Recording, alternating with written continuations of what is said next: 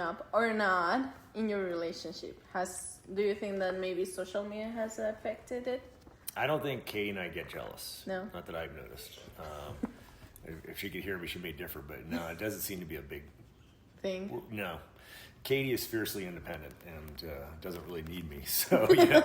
So I don't think she ever gets jealous, and it's just not something I tend to do. We have both of us, we travel for work and business, or we have meetings and various things. We're kind of always coming and going, and I don't think jealousy would work in it. So yeah, I haven't seen it personally. Okay. Which I'm very thankful for. Okay. How has communication changed over time? Like in this thing over your spouse and your kids, how do you manage like communication as a family?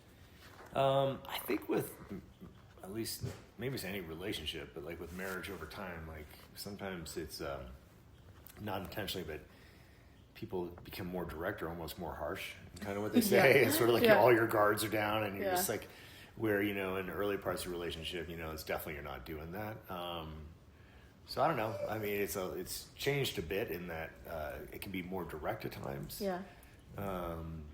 And like we can be just so focused on working and kids and just grinding out the daily life.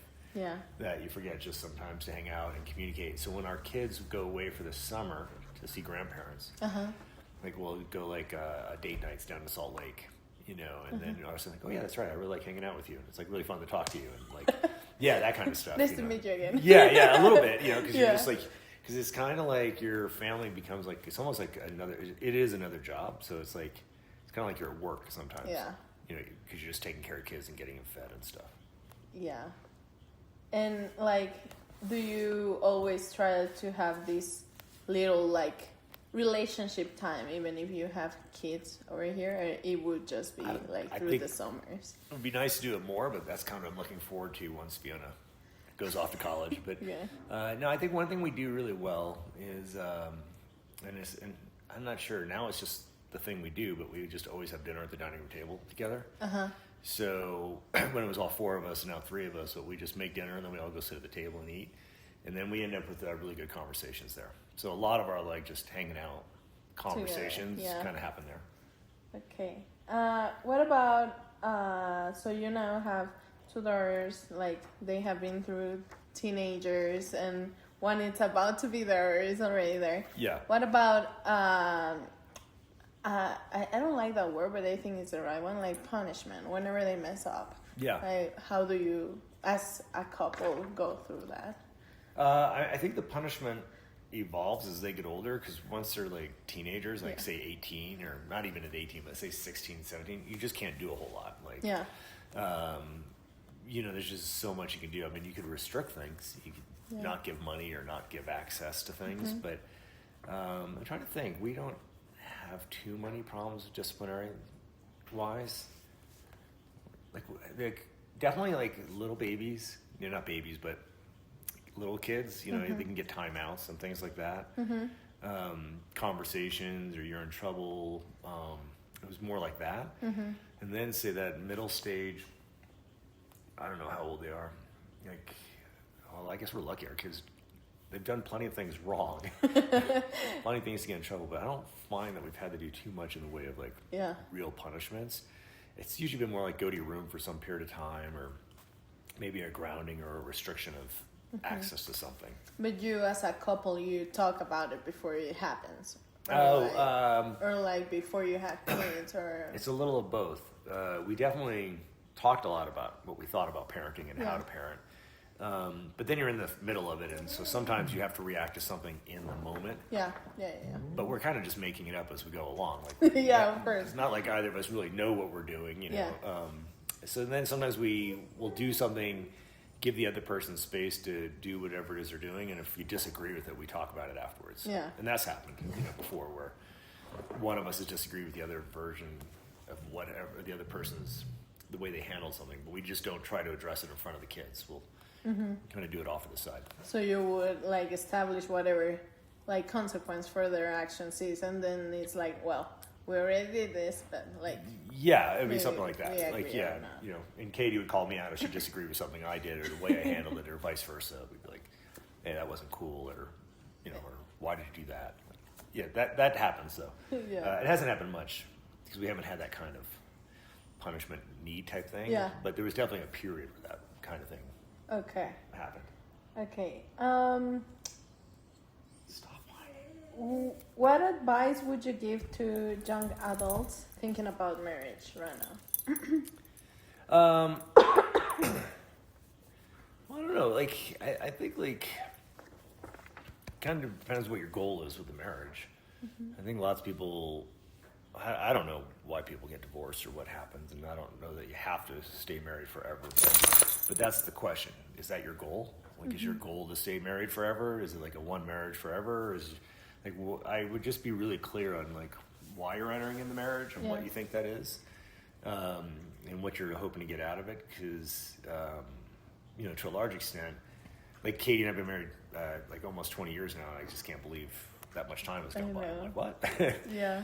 But there's a lot of partnership and a lot of like times when it's really sort of divide and conquer, and it's just kind of, like a work partner. Yeah. It isn't always all happy, blissful, romance type stuff. Yeah. So I think for anybody getting married, you just need to know that. Like if you're going to make a marriage work and you're going to really work through it, and it evolves, your relationship evolves over time because you're growing, you're getting older and having different life experiences. You got to be really firmly just committed to the idea that you're there for that other person, and you're going to put them in front of you. There's times when they'll kind of push and pull, but I don't know. I'm not sure that I'm the best one to give advice to a young person, but it does seem like if you're going to get married, make sure you know why you're getting married and what you're hoping to get out of it. That's why you got married? Like, I got married. It's as simple as I just met the perfect person, my soulmate. And so for me, it's just been great. But I think that's partly because we waited. Because we were older, so we kind of knew. Like, when you're young, you may not compromise in certain areas. When you get a little bit older, you're kind of like, you realize things just aren't as important as you thought they were. So you may compromise more or just give in or something like that. So I don't know. But for me, I met the right person at the right time, and here we are. That's so cool. What are you most proud of in your family life? Oh, I think that's probably easy for everybody but your kids. Yeah, I really actually watched Katie in her professional life really excel with the Park City Film series, and from when she took it over to what it looks like today. So that makes me really proud to see what she's been able to do. For our oldest daughter to be off in college right now and doing well, like that makes me really proud. And then Fiona, our 13-year-old, is really just a really cool independent person. Like, she's her own person. Like, that's really cool. So it's really the others. It's like their success makes me feel the best. Okay. I would like to ask you, what piece of advice would you give any kind of couple that has been together for as many years as you? What is something that Katie and you do to keep always that romance thing together? I don't know. I think I don't know what we do that would be any different than any other couples, but I would just say try to carve out some space for yourselves, and like a date night or something like that. Like I said, when the kids go away for the summer, that's kind of like when we sort of find ourselves again. Yeah. And I really look forward to that. Yeah, I would probably maybe talk about like in a daily life basis, like something that every day would reassure you both that. I like when it gets quiet in the evening and then Katie and I are just talking, and I like hearing, whether it's about her day or, what's going on. Like, I like those conversations, those moments. Those like before bed conversations. Yeah, it's just sort of like when it's just the two of us talking, there's no kids around. Like, because I like talking with Katie, so to me it's like always really enjoyable. So that's the restorative moment for myself. Okay, awesome. Thank you so much for your openness. That's it? I appreciate it. Yeah. All right. That's all. I'm not sure I'm the